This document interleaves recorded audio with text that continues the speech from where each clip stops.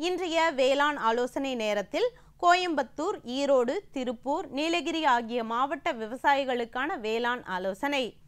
மேற்கு மண்டலத்தின் அனைத்து மாவட்டங்களிலும் அடுத்து வரும் 5 நாட்களுக்கு மிதமானது முதல் கனமழையுடன் மணிக்கு 12 முதல் 18 கிலோமீட்டர் வரை காற்று வீசக்கூடும் என எதிர்பார்க்கப்படுகிறது.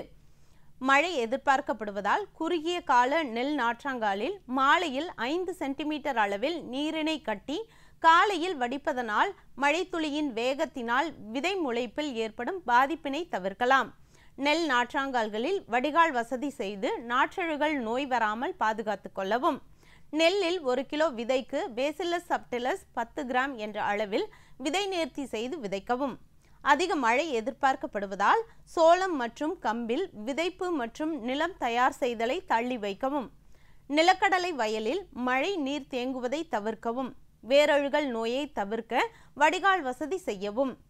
பருத்தியில் வடிகால் வசதியினை செய்து வாடல் நோயினை தவிர்க்கலாம்.